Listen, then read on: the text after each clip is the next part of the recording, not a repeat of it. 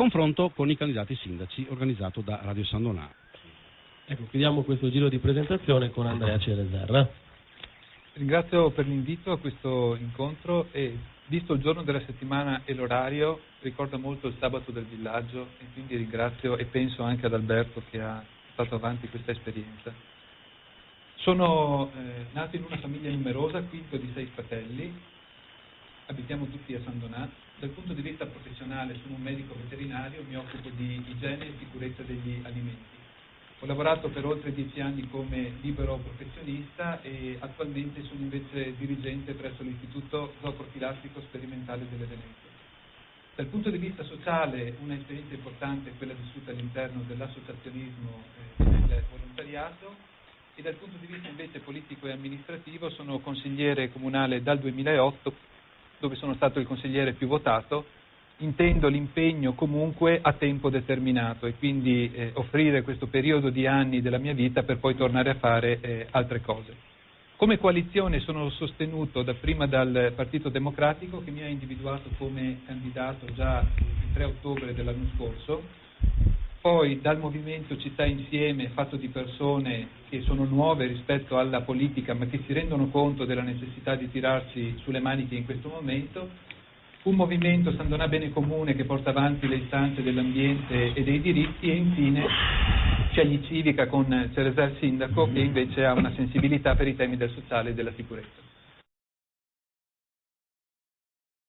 Voi come candidati che cosa proponete invece per aiutare, sostenere il sociale per il Comune? La politica del lavoro la definisce il governo piuttosto che l'Europa. Io credo che l'amministrazione abbia comunque degli spazi, da una parte per tutelare i lavori attuali e dall'altra anche per individuare quali saranno i lavori del futuro. Da gennaio abbiamo presentato le nostre proposte sul sito che hanno avuto poi il contributo di centinaia di interventi raccolti online ma anche attraverso incontri fisici. Abbiamo messo sul programma delle proposte concrete per l'agricoltura, ad esempio la valorizzazione delle piccole produzioni locali oppure l'abbinamento tra agricoltura e turismo. Delle proposte per l'artigianato in merito alla rigenerazione energetica degli edifici, sia privati, dove ancora molti hanno una capacità di spesa, ma anche pubblici, a partire dalle scuole. Abbiamo messo delle idee per quanto riguarda il rilancio del centro, che non è un problema solo del commercio, ma anche della qualificazione del centro urbano di San Donà, integrandolo con la cultura, con la viabilità e con tutti gli altri aspetti. Dal punto di vista concreto, pensiamo sia necessario avere uno sportello da lavoro, cioè un database che sia originato e popolato in tempo reale sia dalle aziende che cercano, quanto dai ragazzi che hanno bisogno di lavorare, che comprenda anche le competenze. Pensiamo sia opportuno occuparsi della formazione dei disoccupati rispetto ai nuovi lavori. Pensiamo che ci sia da lavorare sulla diminuzione delle tasse, in particolare quella sui rifiuti e quindi la Tares, che potrà essere più pesante anche dell'IMU. Pensiamo a spazi di coworking, cioè dove dei giovani possano fare impresa singolarmente ma utilizzando delle strutture e dei servizi comuni. Infine va attivata quanto prima la consulta delle attività produttive per mettere intorno a un tavolo l'amministrazione e le imprese e poi nei prossimi mesi, già con i primi risultati da ottenere per la Fiera del Rosario, una sorta di stati generali dell'economia e del lavoro, dove si possano analizzare le emergenze e le necessità di oggi e individuare le professioni del futuro. Bilancio, come pensate di gestire le difficoltà della tasca dei comuni? Allora, abbiamo previsto che nei primi 100 giorni faremo una revisione della spesa sia per le entrate sia per le uscite. Per le entrate verificheremo anche la valutazione economica delle società partecipate dal Comune, San Donà Servizi e San Donà Patrimonio. Per quanto riguarda le uscite invece andremo a cercare quei capitoli di spesa non ritenuti essenziali almeno in questo momento per spostare risorse sui servizi alla persona. Un'altra misura da prendere in mano con decisione riguarda le forme di collaborazione tra i comuni. Ci sono diversi modelli che abbiamo studiato e che prevedono che quando più comuni, ad esempio una decina, e per una popolazione di 100.000 abitanti si mettono insieme, alcuni servizi possono essere gestiti meglio e anche ottenendo dei risparmi. E quindi parlo della polizia locale, parlo dei servizi sociali, parlo ad esempio dell'offerta relativa alla cultura, oltre che quelli che servono per far funzionare la struttura amministrativa. Terzo, noi riteniamo che sia importante intercettare tutti quei finanziamenti che l'Europa mette a disposizione e che purtroppo ancora in buona parte tornano alla capitale senza essere utilizzati e spesi.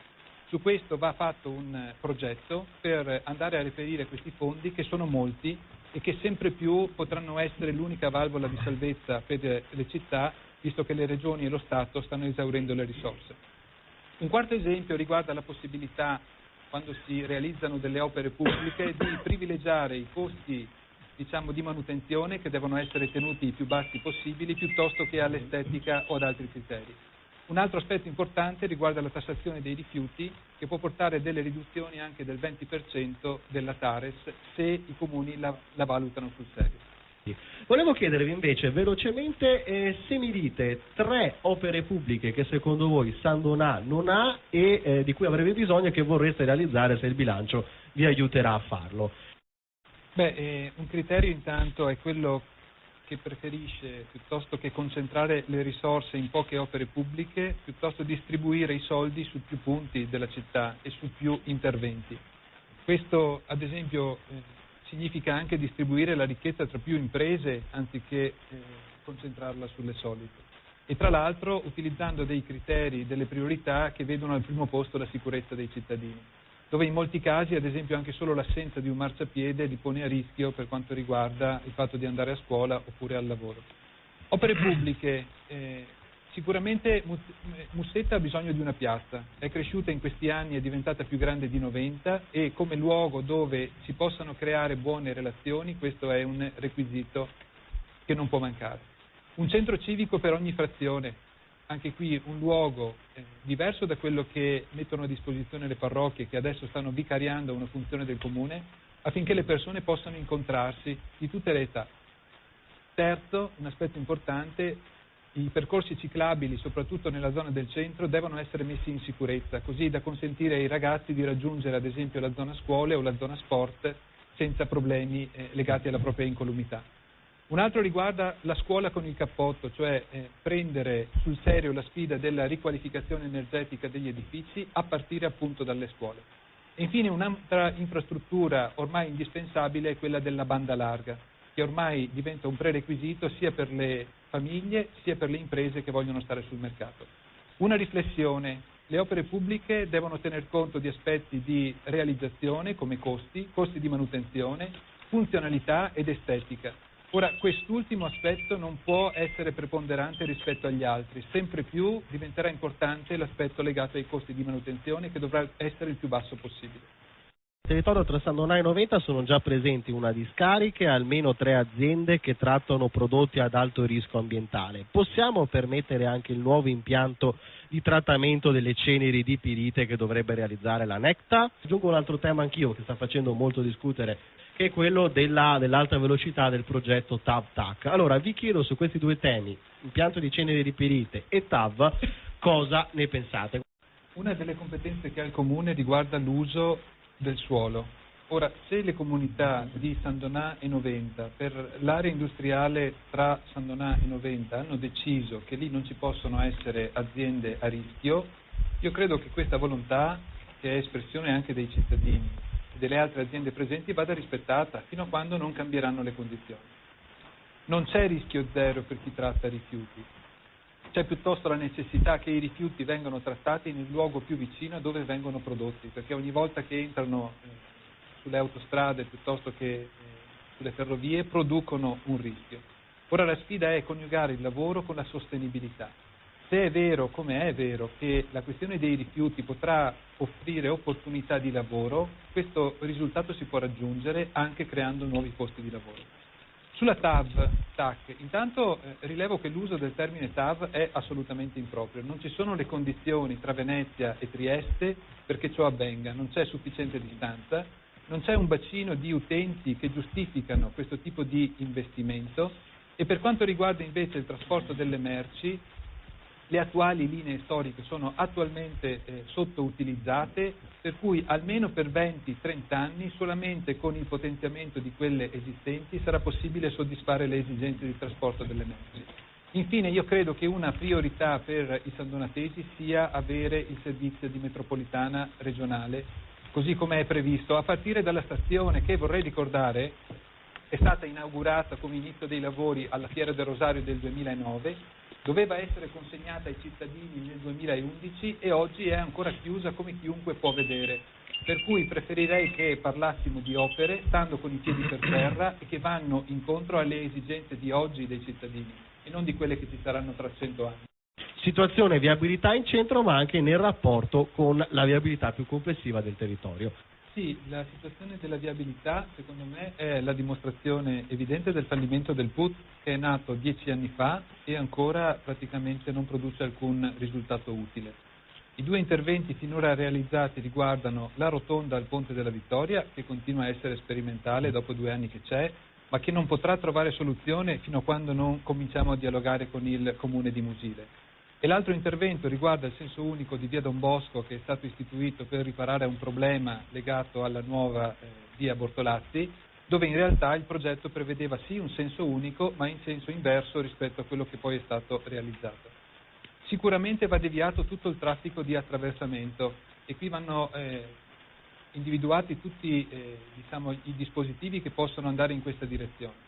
Va risolto il problema legato alla maggior pedonalizzazione con la possibilità di parcheggi facili da liberalizzare il sabato, ma anche la facilità d'accesso per la penetrazione in queste aree, ma soprattutto va fatto un forte investimento anche di tipo culturale sulla ciclabilità, nel senso spostare quante più persone possibili dall'automobile alla bicicletta. Non dimentichiamo che la maggior parte di noi percorre al giorno meno di 5 km, il che significa in bicicletta un tragitto di circa 15 minuti. Se le piste ciclabili fossero tra loro collegate e consentissero in sicurezza il raggiungimento dei luoghi di maggior fruizione, sicuramente risolveremmo anche buona parte del traffico. Altre cose invece più puntuali, sicuramente vanno ripensate tutte le rotonde che sono di dimensioni troppo piccole e come tali pericolose, sicuramente individuate zone a velocità limitata 30% e intensificati i controlli laddove ci sono i punti di maggior rischio per sia i pedoni sia gli utenti deboli come i ciclisti, ma anche per le automobili. Ok, allora siamo arrivati un'ultima... Alla fine io direi di fare l'appello, magari lo facciamo un po' più lungo, se i candidati vogliono aggiungere qualcosa che non è stato detto. Allora adesso devo cominciare da Andrea Cereser. Sì, allora le liste che vi sostengono sono il PD con Andrea Cereser, c'è il Movimento Città Insieme, c'è Sandona Bene Comune e Scegli Civica con Andrea Cereser. L'appello al voto, io sono stato in Consiglio Comunale in questi 5 anni e mi sono reso conto di una sostanziale incapacità di questa amministrazione di capire il momento che stiamo vivendo e ancor meno di individuare delle vie d'uscita. Temi importanti per la vita di una città come il lavoro, l'occupazione, la sanità non sono mai stati trattati in Consiglio Comunale, né strumenti semplici come le consulte del volontariato o delle attività produttive sono stati utilizzate. Noi ci presentiamo con un programma chiaro, concreto, presentato ai cittadini sin da gennaio e migliorato con il contributo loro, delle imprese e delle associazioni. Ci sono idee che vengono dal centro, dalla sinistra, dalla destra, perché le buone idee secondo noi non hanno colore e sono patrimonio di tutti. Abbiamo fatto un percorso serio e trasparente. Da parte mia mi impegno ad essere un sindaco a tempo pieno e devo dire che in questi incontri che abbiamo avuto non ho sentito alcun impegno simile da parte degli altri concorrenti. Un impegno a tempo pieno perché il momento lo richiede e anche la dimensione e la quantità dei problemi da affrontare. Un sindaco fuori dal comune, cioè che passa più tempo nelle strade, nelle piazze, nelle imprese, tra le associazioni, nelle frazioni e nei quartieri dove mi impegno ad essere presente almeno ogni 6 mesi. Un sindaco che ascolta e che dà risposte, anche quando non sono positive, e in questo caso motivando la scelta. Quindi ai cittadini e alle famiglie, alle associazioni e alle imprese che in questo momento parlano di cambiamento, noi chiediamo: ci accontentiamo di sentirne parlare o effettivamente lo vogliamo? Da parte nostra non ci sono dubbi e la situazione lo richiede. Cambiare si può e anche si deve grazie a chi sceglierà la nostra coalizione.